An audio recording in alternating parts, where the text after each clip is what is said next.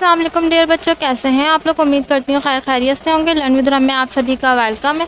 तो जैसा कि आप लोग देख रहे हैं कि हम लोग जो है वो आज कौन सी बुक का रिव्यू लेकर आए हैं। असल में मैं बुक्स का रिव्यू नहीं लेकर आई हूँ, मैं बुक के एक चैप्टर का रिव्यू लेकर आई हूँ। जो हमारी एक फ़ैन है, उन्होंने मुझे बोला था कि एक कमेंट आया था कि कमेंट में आप जो है ना हमें ये वाली चैप्टर का रिव्यू दिखाएँ। तो उर्दू की तीसरी जमात के चैप्टर जो हमारे पास है नात, इसका रिव्यू के लिए उन्होंने हमें कमेंट किया था। तो चलें अब हम इसका नात का रिव्यू लेते हैं, देखते हैं कौन कौन सी एक्सरसाइजेज इस चैप्टर में डन है।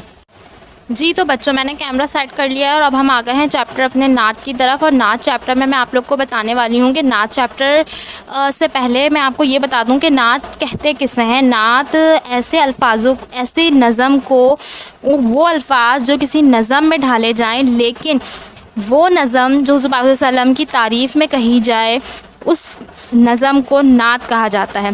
मतलब नज़म की कंडीशन में तो होगी, जो भी अल्फाज होंगे वो नज़म की सूरत में होंगे, लेकिन वो नज़म हुज़ूर पाक सल्लल्लाहु अलैहि वसल्लम जो ख़ातिमुन नबिय्यीन हैं, उनकी तारीफ़ में बयान किए जाएंगे। ठीक है, जल्दी से नात पढ़ते हैं और नात पढ़ने के बाद इसकी एक्सरसाइजेज़ वगैरह सॉल्व करते हैं और फिर देखते हैं कि क्या कैसे इसकी एक्सरसाइज में दिया हुआ है।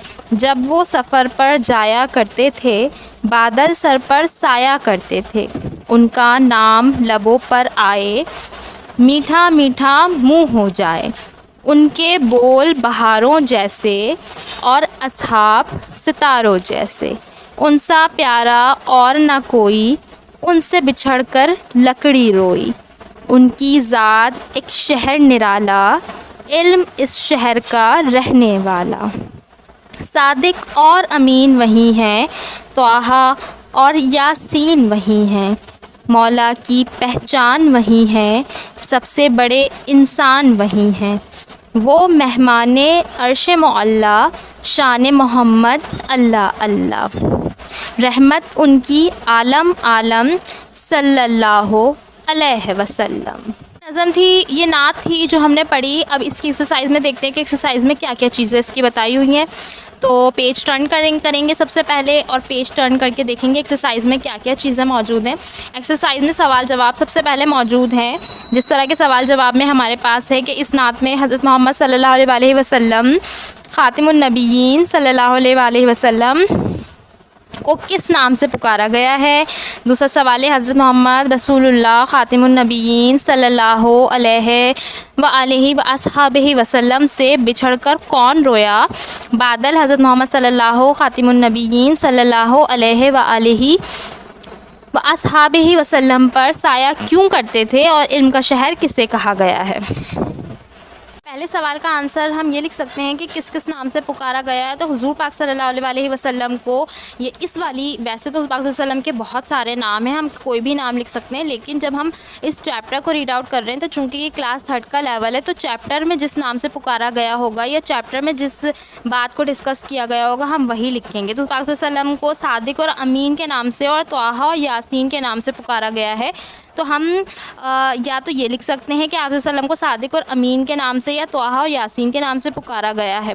ठीक है, या इसके अलावा अगर आप अपनी तरफ से भी बोल सकते हैं कि मेहमान अर्श मुअल्ला के नाम से पुकारा गया है, या कोई और नाम बोल सकते हैं, रहमत लिल आलमीन के नाम से पुकारा गया है, क्योंकि रहमत इनकी आलम आलम है, तो रहमत लिल आलमीन के नाम से भी पाक सल्लल्लाहु अलैहि वसल्लम का एक नाम है। लेकिन मेरे हिसाब से इसका जो बेस्ट आंसर होगा वो यही होगा कि सादिक और अमीन और त्वाहा और यासीन के नाम से पुकारा गया है। जो क्वेश्चन है वो हमारे पास है हज़रत मोहम्मद सल्लल्लाहु अलैहि वसल्लम ख़ातिमुन नबिय्यीन सल्लल्लाहु अलैहि वसल्लम से बिछड़कर कौन रोया। तो वैसे तो हुज़ूर पाक सल्लल्लाहु अलैहि वसल्लम से जब बिछड़ने का वक्त आया था तो बहुत, जितने सहाबा कराम थे, जितनी अज़वाजात थीं, जितनी औलादें थीं, जितने मुसलमान थे उस टाइम पे, हर एक शख्स जो है वो बहुत रोया था। लेकिन फिर वही बात करते हैं कि क्लास 3 के लेवल पे नज़म में जिस चीज़ का जिक्र किया गया है, नात में जिस चीज़ का जिक्र गया है, हम उसी के बारे में लिखेंगे। तो यहाँ पर हमें बताया गया है कि उनसे बिछड़कर लकड़ी रोई, तो हम इसका आंसर यही लिखेंगे कि उनसे बिछड़कर लकड़ी रोई।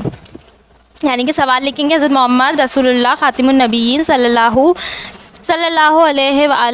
अलैहि वसल्लम से बिछड़कर लकड़ी रोई। अच्छा, नेक्स्ट है बादल हज़रत मोहम्मद सल्लल्लाहु अलैहि वसल्लम पर जो है वो साया क्यों करते थे। तो इसका आंसर ये है कि बादल भी ये नहीं चाहते थे कि हुज़ूर पाक सल्लल्लाहु अलैहि वसल्लम पर जो सूरज है वो अपनी किरणें डाले। इस वजह से जो है वो बादल हर वक्त आपके ऊपर साया करके रखते थे, ताकि सूरज की एक भी किरण आप तक ना पहुँचे और आपको धूप या फिर जो किरण की जो शिद्दत होती है वो आप पर ना पड़े। अच्छा, इल्म का शहर किसे कहा गया है।